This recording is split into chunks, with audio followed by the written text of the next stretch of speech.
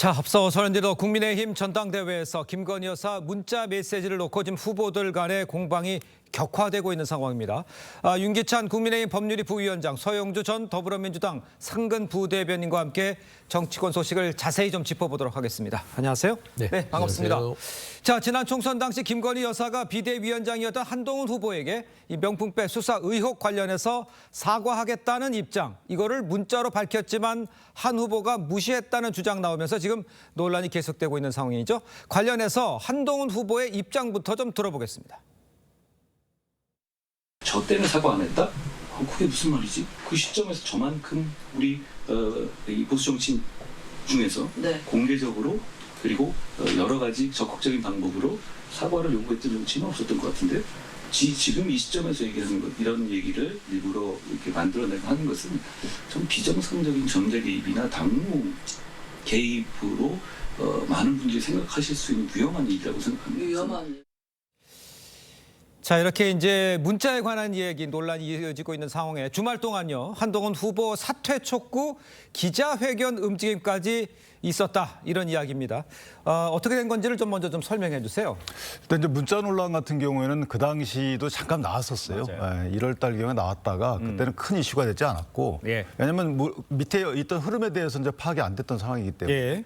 근데 최근에 이제 문자를 보냈는데 그 문자 내용이 사과를 원한다면 당에서 결정하면 따르겠다라는 취지의 문자가 왔다. 네. 이게 서너 번 왔는데 그에 대해서 한동훈 당시 비대위원장이 무시했다라는 취지의 이제 보도가 있고, 예. 여기다 공방이 있는 과정에서 원내당협위원장 일부가 이제 이걸 이유로 해서 그러면 당시에 선거 때 이 문자가 만약에 이루어졌다면 사과가 이루어졌다면 선거 결과가 달라지지 않았겠느냐, 예. 이런 생각을 갖고 한동훈 비대위원장에게 책임 추궁하는 취지의 기자회견을 기획했던 것 같아요. 그랬다 이제 세가 확보가 안 되니까 이걸 취소했고, 예. 이거에 대해서 또 다시 또 한동훈 후보 측에서는 이게 제2의 연판작 아니냐, 이렇게 다시 또 공세로 전환하는 지금까지는 그런 형세입니다. 그러니까 이게 주말에 이제 이런 일이 있었다는 얘기 아니십니까?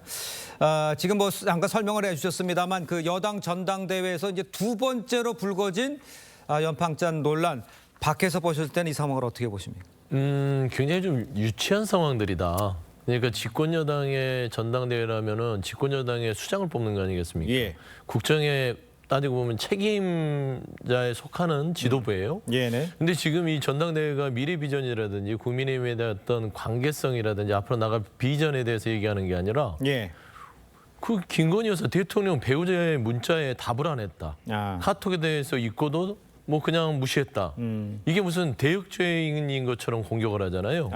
저는 따지고 보면 이거는 사인 간에도 카톡 안 읽을 수 있는 거 아니겠어요? 네. 그리고 대통령의 문자를 그랬다면 당연히 공격을 받아야 되죠. 예. 김건희 여사가 대통령인가요? 선출되지 않는 분이 따지고 보면 사인이 예. 어떤 사적인 관계에서 한동훈 후보, 당시에는 집권여당의 대표 역할하고 있는 분에게 네. 따지고 보면 총선에 이와 같은 행위를 하면 도움이 되겠다 안 되겠다. 이건 전형적으로요, 선출되지 않는 권력 자체가 당무에 개입하고 총선에 개입하고 따지고 넓게 봐서는 국정에 개입한 아주 국기문란으로도 오해할 수 있는 아주 본인들 스스로 자충수예요. 그런데 이런 거를 가지고 지금 전당대회에서 뭔가 어떤 서로 후보 간에 특히 친윤으로 구분되는 후보들이 이거를 공격 포인트로 삼는다. 예. 저는 좀 우스꽝스러운 좀 정치 현상이다. 좀 그렇게 평가하고 싶습니다. 알겠습니다. 그 당무 개입에 해당된다는 까지 이제 밖에서 봤을 때는 그렇게 보인다, 이런 지적으로 보이지는 것 같은데, 저희가 이제 CG를 하나 준비를 했습니다. 한번 보면서 좀 이야기를 나눠보죠. 아까 잠깐 변호사께서도 언급을 해주셨습니다만 저 이제 진행 상황을 보면요, 이제 김경률 마리 앙뚜아네트 발언이 17일 날 있었고요. 거기에 대해서 한동훈 당시 비대위원장이 국민 눈높이에 맞지 않는다, 사과 필요성을 언급을 했습니다. 그 다음에 이제 김건희 여사가 사과할 의향이 있다라는 것을 15일에서 또 25일까지 5차례 문자를 보냈는데 거기에 대해서 한동훈 비대위원장이 답을 하지 않았다. 그런 상황에서 그다음에 21일 날 대통령실에서 이제 한동훈 사퇴 요구까지 나왔다, 이런 정황이 있었고 이 답을 안 한 것에 대해서 문제 제기를 한 상황에서 지금 이런 당협위원장들의 뭐라 그럴까요? 반발 이런 것까지도 이어졌다, 이런 상황이지 않습니까? 그렇다면 이런 상황이 있으면 일부에서 이긴 합니다만 문자로 공개하는 건 어떻게 생각하세요? 저는 뭐 개인적으로 문자 공개도 이 논란을 잠식시키는, 불식시키는 네. 하나의 그 전환점이 되지 않을까라고 생각하는 거예요. 예. 만약에 문자에 한동훈 전 비대위원장의 말대로 이게 좀 해석하기 어렵다. 무슨 의도인지. 네네. 그렇다 그러면 그건 한동훈 전 비대위원장의 그 설명이 맞을 수도 있죠. 네. 근데 저는 개인적으로 그 문자가 해독하기 어려웠다 하더라도 재차 그걸 확인하는 절차는 있었어야 된다고 봐요.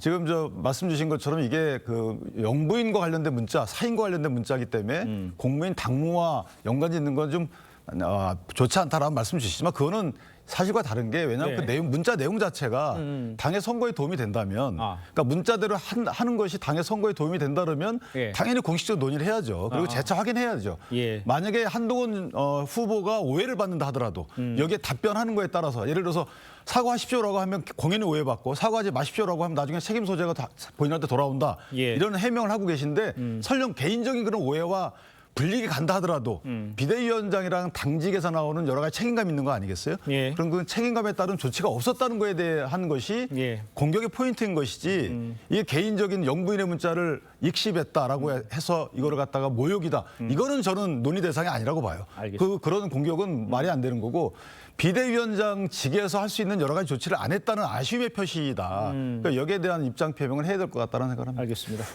자, 일부 그 원외 당협위원장들이요. 한 후보 사퇴 기자회견을 추진하자 한동훈 후보 제2의 연판장 사퇴를 하면서 반발했었죠. 관련해서 다른 후보들은 어떤 생각인지 좀 입장을 한번 들어보겠습니다. 제 연판장과 저의 상황하고는 다르다고 생각을 합니다. 어쨌든 한쪽은 피해자 코스프레 하는 것이 문제이고 한쪽은 우격 다짐하는 것이 문제라고 생각을 합니다. 두 분의 모습이 일종의 덤앤더머로 보입니다. 저희 캠프와 관련은 전혀 없고요. 실제 진짜 연판장 사태의 주동자였던 사람들이 지금 연판장으로 이걸 프레임을 짠다라는 거 이거 내로남불이고요. 악의적인 선동이라고 생각합니다. 당무 개입 해당 행위 두 분 다 자기 아전인 수칙으로 생각하는데 자기 자신을 돌아봐라 이렇게 말씀드리고 싶습니다. 지금 이제 다른 후보들의 얘기까지 들어보셨으면 어떻게 보셨어요? 그러니까 이제 전반적으로 보면은 연판장이라는 거는 외부에서 개입이 되는 것이에요. 그렇죠. 그러니까 지난 그 38 전당대회였나요? 예. 당시에 이제 나경원 후보를 말하자면 무릎 꿇게 했던 연판장 사태를 이제 재현하는 것인데 네네. 지금 보면은 이제 원외 그 국민의힘 원외위원장들이 연판장을 하려고 하다가 취소됐잖아요. 네. 세를 모으지 못해서. 그게 지금 현재 수준입니다. 그러니까 현재 판세를 보면 한동훈 후보에 대해서 어떻게 해서든지 용산이든 나머지 친윤그룹에서 어떤 김건희 여사에 대한 문자까지 이렇게 가지고 들어와서 네. 뭔가 굴복시켜 보려고 하는데 통하지 않는 거예요. 예를 들어서 원외위원장들이 예전처럼 윤석열 대통령이나 용산에 힘이 있었다면 공천권도 있고 여러 가지가 있었다면 연판장 안 쓸 이유가 뭐가 있겠습니까? 그런데 연판장을 썼다가 나중에 행여나 한동훈 후보가 대표가 됩니다. 예. 그 책임 어떻게 질 겁니까? 그래서 이제 이런 전체적인 국민의힘의 전당대회를 보면서 네네. 힘의 균형을 그냥 확인하는 수준밖에 안 됐다. 연판장 사태는. 저는 그렇게 좀 판단이 됩니다. 알겠습니다. 힘의 균형을 확인하는 상황이었기 때문에 취소한 것이다 이런 지적을 해주신 것 같아요. 자, 방금 말씀하신 대로 이제 한동훈 후보가요 연판장 취소하지 말라고 그냥 하라.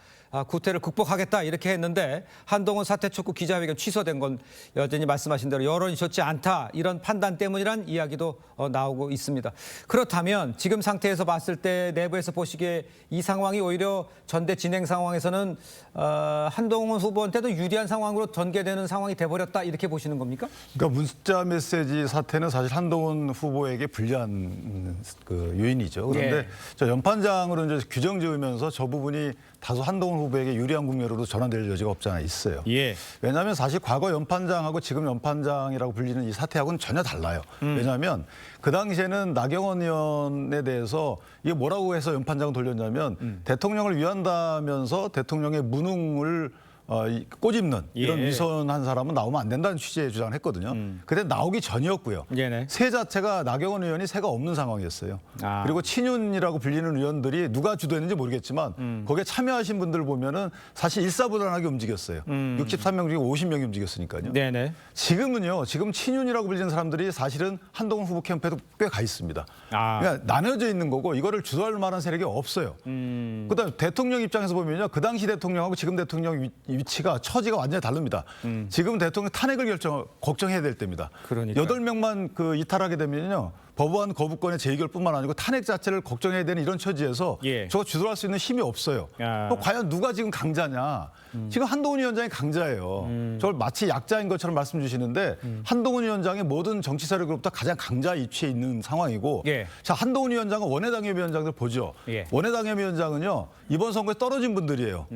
이분들이 90명의 지역구를 빼면은 예. 163명 정도 됩니다. 네네. 이 163명이 조직할 수가 없는 상황이에요. 아하. 근데 본인들 입장에서 보면 저 문자대로 만약에 사과가 있었으면 나는 붙을 수 있지 않을까라는 아쉬움이 있는 거예요. 그런 아쉬움에 야 이거 우리 항의 표시해야 되는 거 아니냐 이런 움직임이 있을 수 있는 거고 네네. 물론 다른 이유가 있을 수 있겠지만 그런 개연성도 있다는 거죠. 예. 해보니까 몇 분이 가세하는 분이 몇 분 없어가지고 중간에 그만둔 이걸 갖다 제2의 연판장이라고 만약 규정 짓게 되면 이거 대통령이 주도했던가 뭐 친윤 세력이 조직적으로 주도했다 이런 뉘앙스를 꾸리는 거 아니겠어요? 예. 그럼 과연 어느 분이 이게 혼탁한 선거운동인 것인가에 대해서 아. 당원들은 달리 판단할 여지가 없잖아 있다라고. 잠깐만요. 지금 말씀하시는 거 보면 그걸 제2연판장이라고 하려면 해라라고 하는 것 자체가 조금 문제가 있다 이런 얘기를 하시는 건가요? 그렇죠. 왜냐하면 예. 누가 지금 힘이 있는지가 드러나는 거죠. 제2연판장 하지 말라 그래야 되는 거 아니겠습니까? 아. 이거 왜냐하면 당협위원장은 선거운동을 할 수가 없어요. 예. 그래서 당협위원장들의 의사를 다 종합해가지고 전달하는 당협위원장 협의회 의장께서는 지금 또 특정인을 위해서 활동하는 것으로 오해사는 발언들을 하고 계시거든요. 예. 그렇다면 당협위원장 누구한테 얘기를 해야 되나요? 그래서 그런 뭐 어떤 공개적인 기자회견을 기획할 수도 있는 거거든요. 경우의 수에 따르면. 네네. 근데 이걸 굳이 제2의 연판장으로 규정 지으면서 갈등 구도로 간다. 저는 글쎄요. 이거를 국민과 당원들이 어떻게 볼지 모르겠습니다. 알겠습니다. 밖에서 봤을 때 이제 오늘 이제 합동연설 시작하잖아요. 이렇게 생각하시는 분도 있다면 한동훈 후보 측의 입장에서는 야, 이 상황은 나를 어떻게 하려고 하는 거 아니냐라는 생각을 가지고 있는 상황인 것 같은데 합동연설에도 치고받고 싸움이 좀 벌어질 것 같네요. 지금 말하자면 주제들이 나왔잖아요. 네네. 이 대통령 배우자인 김건희 여사에 대한 문자에 대한 태도, 네네. 그다음에 그 사과를 왜 받아들이지 않아서 총선을 만족하는 책임론, 세 번째는 그 책임론에 대해서 사퇴하라, 네. 연판장 사퇴. 이런 일련의 과정들이 결국에는 한동훈 후보에 대한 3명의 공격이 그냥 다 보이는 거 아니겠습니까? 예. 그리고 거기에 대한 답도 다 내놨어요. 네. 그래서 첫 번째는 나는 공적 절차를 통해서 끊임없이 대통령에게 요구했다. 그러니까 공과 사를 구분하는 사람이다. 그런 네네. 공격하지 마라. 사과. 두 번째 이렇게 답했잖아요. 한동훈 후보가. 사과의 진정성이 없어 보였다. 그렇기 때문에 거기에 답할 수가 없었다. 예. 라는 것이에요. 그러니까 사과 자체가 존재했다는 자체를 분해버린 거예요. 아. 그러니까 다 방어를 댔고 그다음에 연판장 부분도 하려면 해라. 그건 구태정치다 규정을 했잖아요. 그러니까 이 전반적으로 지금 친윤그룹에서 용산에서 한동훈 후보에 대한 공격 자체는 먹힐 게 하나도 없고 상처만 남았어요. 그래서 제가 봐서는 아마 오늘 보니까 아까도 자료화면에 나왔지만 한동훈 후보가 그 채널에 나와서 당무 개입으로 오해될 수 있다. 저는 이 방어 전선을 친윤 그룹의 후보들은 넘어서지 못할 겁니다. 그렇습니까? 알겠습니다. 지금 말씀하신 데 이제 상처만 남았다 이렇게 얘기를 했었는데 밖에서 볼 때는 야 이거 좀 싸움이 좀 심한 거 아니야라는 지적도 꽤 하거든요. 이게 회복될 수가 있을까요? 누가 당대표가 되든지 간에. 당대표 되신 분의 그 뒤에 포용력에 따라 다르겠죠. 아. 만약에 당대표 되신 분이 그걸 다 포용하지 못하고 거기에 따른 후유증을 야기한다면 그건 예. 더 큰 후유증으로 발전하는 거고 사실은 이제 이게 양측 다 문제가 있어요. 저는 개인적으로 이걸 갖다가 그냥 자연스럽게 대세라고 평가하는 분이 이걸 자연스럽게 받으면 되는 거거든요. 거기에 대해서 설명하면 되는 거고. 아하. 근데 당무 개입이다라고 하면 당무 개입 주체가 있을 거 아니겠어요? 대통령실이든 또 다른 사람이든 당협위원장이 당무 개입하지는 않을 거 아니겠어요? 당협위원장이 약자입니다. 가장 약자예요. 이런 사람들이 어떤 의사표시를 했는데 이게 반영이 안 된다 그러면 집단적으로 의사표시 할 수 있는 거예요. 근데 이게 마치 누군가의 주동에 의해서 당신들 기자회견을 계획한 거 아니야. 아하. 이런 식의 프레임을 아직까지 씌울 필요가 없는 거예요. 그런데 이 프레임을 왜 씌웠느냐. 이건 당협위원장들의 의사를 묵살하는 것보다는 개인적으로 선거 전략적 차원이겠죠. 그런데 그런 선거 전략은 본인이 자중하자고 하셨으면 예. 양측에 자중하라고 상대방 측에 호소할 뿐만 아니고 본인도 자중해야 되는 게 맞지 않겠는가. 알겠습니다. 그런 생각합니다. 자, 민주당 소식도 좀 짚어보겠습니다. 내일부터 이틀간 후보 등록이 진행이 되죠. 이재명 전 대표 내일 연임 도전을 발표할 것으로 알려졌습니다. 그런데 김두관 전 의원이 이 전 대표의 대항마로 나설지 여기에 지금 관심이 있어요. 들러리 있을 필요가 뭐가 있냐 이런 지적도 많이 있는데 어떻게 될 것 같아 보이세요? 그러니까 대항마가 될지 안 될지는 뚜껑을 열어봐야 되죠. 그렇겠죠. 그렇지 않겠습니까? 네. 그러니까 본인의 의지는 그러니까 이 자체가 그냥 러닝메이트로 그러니까 이재명 대표가 혼자 연임을 한다고 해서 추대의식으로 가는 것들이 예. 당에 도움이 안 될 수 있으니 내가 그 부분을 고려해서 뛰려고 나왔다라는 것은 말이 안 되잖아요. 본인 스스로 출마에 대한 변도 안 될 뿐더러. 예. 그렇기 때문에 본인은 강력한 대항마로서의 역할을 하겠다. 그리고 뭔가 반전을 계기하는 민주당의 어떤 메시지를 내겠다. 예. 라는 것이기 때문에 그 김두관 전 의원 자체의 스타일도 그렇고요. 네. 조금 다소 걱정되는 거는 거칠게 어허. 이번 전대를 또 임하지 않을까라는 측면도 좀 한번 봐야 될 것 같습니다. 나올 가능성은 있습니까? 나오는 게 기정사실이 기정사 있습니다. 됐어요. 예. 아, 그렇군요. 알겠습니다. 자, 이런 가운데 검찰이요 지난 4일 이재명 전 대표와 부인 김혜경 씨에게 법인카드 유용 의혹 관련 소환을 통보를 했습니다. 검사 탄핵안 발의 이후였는데 이 상황은 민주당에서 얘기를 한 거잖아요. 이거 공개를 한 거잖아요. 이거 어떻게 봐야 됩니까? 이게 마침에 검사 탄핵 국면과 연관돼 있는 것처럼 주장하시는데 예. 그렇게 보이지는 않고요. 이 수사가 굉장히 늦어졌습니다. 아시다시피 대선 국면에서 이게 제기됐던 문제예요. 예. 근데 당시 대검에서는 경찰로 또 이첩을 하고 경찰의 수사가 계속 늘어졌었는데 최근에 이제 김혜경 여사에 대해서는 공직선거법 위반에 대해서는 기소가 됐거든요. 예. 그 10만 원인가 있잖아요. 그리고 나서 나머지에 대해서는 이제 이재명 대표의 경우에도 이거 묵인하고 지시한 거 아니냐 네. 이거에 대해서 공익제보를 했고 그 공익제보를 검토한 국민권익위원회에서 대검에 이걸 통보했고 네네. 대검에서 이제 수원지검으로 내려가서 수사를 해서 왔던 겁니다. 예. 그러니까 압수수색이 다 이루어져서 마지막 검토가 끝난 뒤에 이제 마지막으로 피의자 조사만 하면 끝나는 것 같아요. 그래서 마지막 수순이기 때문에 수사를 하고 나서 어떤 처분이 있을지 야. 그거는 이제 결과를 지켜봐야 되겠죠. 그러니까 소명 기회를 주는 것이다. 이게 이제 검찰 측의 입장이에요. 네네. 그리고 이제 그냥 공개적으로 요청한 게 아니라 이제 나오라고 얘기를 했는데 이걸 공개한 게 민주당이잖아요. 이걸 공개한 이유는 뭐고 소명 기회를 주는 거라고 생각하지는 않습니까? 이게 윤석열 정부의 검찰이다라고 얘기를 하는 것이죠. 아. 이게 공정한 수사냐. 뭐 아까 보니까 뭐 형사소송법상의 절차에 따른 소환이고 와서 소명의 기회를 주고 예. 판단하겠다. 그렇죠. 근데 그 형사소송법 절차가 왜 이재명 대표 부부에게만 있죠? 오래된 사건이 김건희 여사의 주가 조작 사건이나 명품배 예. 소환 통보가 갔나요? 그러니까 검찰이 오해받을 수밖에 없고 이거는 명백하게 이원수 검찰총장이 본인들의 검찰을 민주당이 탄핵했기 때문에 보복성 소환이라고 예. 누가 봐도 합리적 의심을 할 수밖에 없는 것입니다. 예. 그렇기 때문에 이 부분에 대해서는 검찰 자체가 스스로 탄핵에 이르게 하는 요건들을 갖추는 것입니다.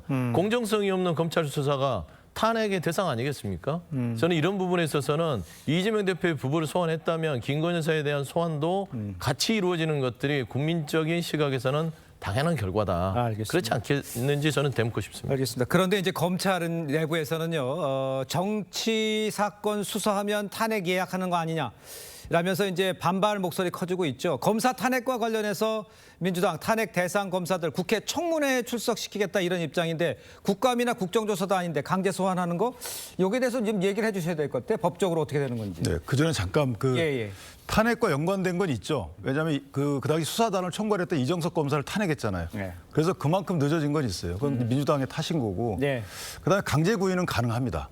저것이 이제 왈가왈부가 있는데 사실은 저희 그 국회법에 보면은 이 탄핵을 조사하는 법사위는 여러 조사권이 있잖아요. 네네. 그 조사를 할 때 절차와 이런 방식에 대해서는 국감법을 준용하게 돼 있고요. 예. 국감법의 증인 등과 관련돼서는 국장 그 조사 증언감정법을 예. 준용하게 돼 있습니다. 그 증언감정법에 보면은 증인들은 소환하지 안 나오게 되면 네. 이거는 이제 처벌 조항이 있어요. 그게 청문회일지라도. 그렇죠. 사실상 그렇습니까? 강제 구인이죠. 그러니까 동행명령권도 발할 수 있고요. 네네. 응하지 않으면 처벌 조항이 있기 때문에 예. 심리적인 강제 구인은 가능한 사안이다. 이렇게 해석이 됩니다. 알겠습니다. 자, 이원석 검찰총장 민주당 의원들에 대한 형사 고발 가능성까지 언급했는데 이거는 어떻게 받아들이시겠어요? 이거는 뭐 검찰권을 사적 감정으로 활용하는 것이죠. 네. 그러니까 본인들의 이제 식구를 건드렸다. 감히 이 검찰을 건드려? 우리의 수사권을 통해서 입법부의 어떤 절차 자체도 뭐 직권남용으로 수사해버리겠다 아니에요. 그거 말이 안 되는 것이죠. 그래서 저는 이런 식의 이원석 검찰총장의 마지막 임기 얼마 남지 않은 총장으로서 네네. 정말 좋지 않은 모습을 보이고 가는 것 같고요. 예. 두 번째는 그렇다면 이호성 검찰총장이 지난해 송경호 수사팀을 용산에서 강제 해산시킬 때 이와 같이 했느냐 그거죠. 아. 왜 살아있는 권력 앞에서는 고개를 숙이면서 뭔가 본인들에 대해서 야당에서 탄핵을 추진하니까 예. 갑자기 뭐 직권남용을 들어서 한다. 저는 이런 부분에 대해서는 역시 윤석열 정치의 검찰 자체는 모든 걸 떠나서 공정하지 않고 사적 감정에 있어서 작동이 되는구나 라는 단면을 보는 거예요. 그 얘기를 최영주 대변인께 다시 한번 여쭤봐야 될 건데 노무현 전 대통령의 사위죠. 곽상원 의원, 이 대북성공 사건 수사한 박상영 검사 탄핵 소추안 법사위 표결에서 기권했어요. 네. 그러니까 친명과 강성진 일각에서 탈당 요구하는 목소리까지 나왔어요. 이거는 어떻게 평가해요? 일부에서 이제 그런 비판들을 할 수 있는데 예. 기본적으로 이 각 의원들은 네. 또 좀 소신 아니겠습니까? 그리고 헌법기관으로서 판단이고요. 예. 박선 의원은 변호사 아니에요. 그러니까요. 그러니까 4명 중에 3명을 봤을 때는 탄핵에 그러니까 법사위 조사에 이르기는 충분하나 예. 네 번째는 본인이 판단하기에는 조금은 판단하기가 모호해서 기권을 했고 결국에는 저는 이거는 민주당에 도움이 되는 좀 결정이라고 봅니다.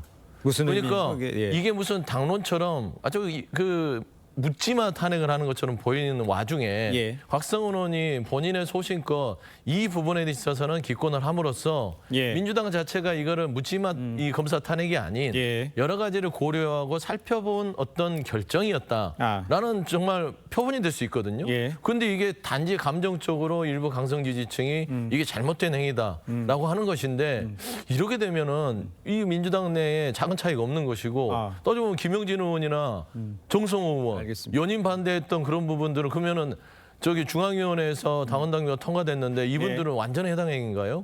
여기 이런 부분도 다 그만둬야 됩니까? 그래서 저는 이런 부분에 있어서는 좀 과도한 어떤 감정적인 어떤 비난과 비판은 멈춰야 된다. 저는 그렇게 좀 말씀드립니다. 강성 지지층에 대한 비판도 좀 곁들여서 해주신 것 같아요. 그렇다면 이거는 윤계찬 변호사께 여쭤볼게요. 지금 동시다발적으로 지금 탄핵 얘기를 다 하고 있어요. 이진숙 방통위원장 지명자에 대한 탄핵도 또 얘기하고 있어요. 이거 자체는 민주당이 득이 될까요? 실이 될까요? 동시다발적인 탄핵. 그러니까 지금 가장 살아있는 권력은 국회라는 거죠. 국회 그중에서도 절대 다수를 차지하고 있는 민주당. 따라서 아까 말씀 주신 그런 살아있는 권력에 대한 그 검찰과 관계 설명은 맞지 않는 거고 예. 저는 동시다발적인 탄핵은요. 거꾸로 얘기하면 모든 국가기관을 멈추게 하는 거예요. 헌법재판소법에 따라서 탄핵 의결 소추 의결이 되게 되면 직무정지가 되잖아요. 예. 그럼 모든 국가기관을 멈추게 되는 거니까 이거에 대한 국민적 판단은 달리 있을 것 같다라고 생각합니다. 알겠습니다. 자, 두 분 말씀은 오늘 여기까지 듣겠습니다. 고맙습니다.